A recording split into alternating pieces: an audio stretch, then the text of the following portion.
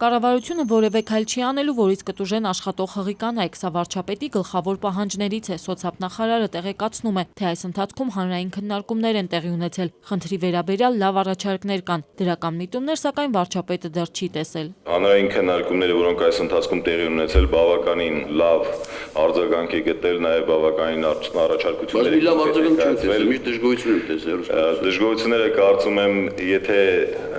ներկայացնենք այն առաջարկությունները, որոնք իսկապես ներկայացվել են կոնկրետ առաջարկություններ, ես դրանք համարում եմ բավականին արդյունավետ են առումով, որ նաև հիմա լրամշակման շրջանակներում հաշվի են առնում մեր կողմից եւ վերջնական տարբերակը կներկայացնենք ձեզ հաստատման, որպեսզի հաջորդ շաբաթ ներկայացնենք հանձնաժողովի քննարկմանը։ Ուրեմն նախագծի սկզբում սա պետք է լինի, որևէ աշխատող հղի կին չպիտի տուժի։ Վարչապետը խոսում է Doing Business ամենամյա զեկույցում Հայաստանի առաջընթացի մասին։ Կառավարության ղեկավարն ընդգծում է նախորդ զեկույցում Հայաստանը 49-րդն էր, այժմ 45-րդը։ Հարկերի վճարման բաղադրիչով եւս Հայաստանը բարելավել է իր դիրքը 73-րդից զբաղեցնելով 41-րդ հորիզոնականը։ Այստեղ իրենց դերակատարումն են ունեցել էլեկտրոնային վճարումների համակարգի գործարկումն ու տարածումը։ Նախարարներին վարչապետը հանձնարարում է շարունակել մոնիթորինգի ենթարկել իրենց ոլորտները եւ ոչ միայն դրանք բարելավելու միջոցառումներ ձեռնարկեն, այլ նաեւ հանրությանը ներկայացնել։ Հարկ է նաեւ հանրությանը ներկայացնել ոչ միայն մեր գործարար միջավայրը,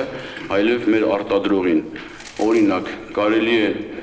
բոլոր ընդունելությունների, միջոցառումների ժամանակ տեղական արտադրողին դրսևորվելու հնարավորություն տալ։ Մենք ունենք շատ որակյալ արտադրողներ եւ հարկ է նրանց հնարավորինս աջակցել։ Կառավարության նոր որոշմամբ զոհված զինծառայողների ընտանիքի անդամները անկախ աշխատելու հանգամանքից այսուհետ պարգևավճարներ կստանան եւ այն չի կարող պակաս լինել զինվորական կենսաթոշակի չափից։ Միևնույն ժամանակ այս օրենքի լրացմամբ կավելացվեն այլ պարգևավճարների չափերը, հստակեցնում է սոցիալնախարարը։ 6700 անձանց պարգևավճարը կաճի 40%-ով։ ԵՏՄ-ին անդամակցելու նախաշեմին գործադիրն այսօր մի ամբողջ փաթեթ է հաստատել, որոնք վերաբերում են սննդի անվտանգության ոլորտին։ Սակայն դեռևս պարզաբանման կարիք ունեցող հարցեր կան եւ վարչապետը դրանք քննարկելու համար եւս 3 օր ժամկետ է սահմանում նախարարներին ու նաեւ հանձնարարում գործարարներին տրամադրել փոփոխությունների վերաբերյալ բոլոր անհրաժեշտ տվյալները։ Գործարար միջավայրը տեղյակ չի փոփոխություններ է կատարում եւ դա ձեր սուրբ խնդիրն է,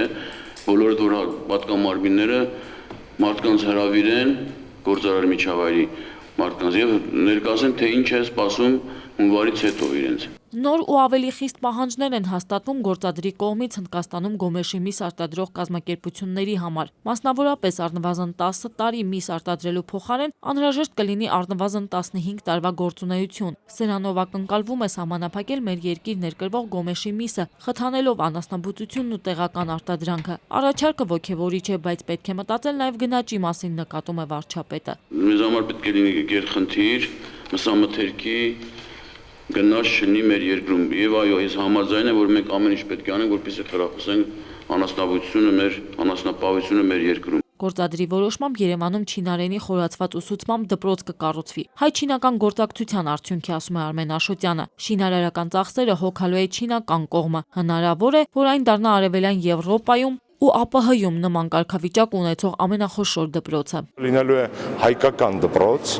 ուղղակի դպրոցական բաղադրիչի հաշվին լրացուցիչ ժամեր են հատկացվելու չինարենի ուսուցման համար եւ չինական մշակույթի ուսումնասիրությունների համար։ Դպրոցը կկառուցվի Քանաքեռ Զեյթուն համայնքում թիվ 103 ավագ դպրոցի հենքի վրա։ Կունենա գերժամանակակից բոլոր ենթակառուցվածքները։ Չինարենը սկզբում կդասավանդվի ռուսերեն, մինչև որ պատրաստ կլինեն հայերեն դասագրքերը։ Շինարարությունը կմեկնարկի 2015-ին։ Չինական կողմը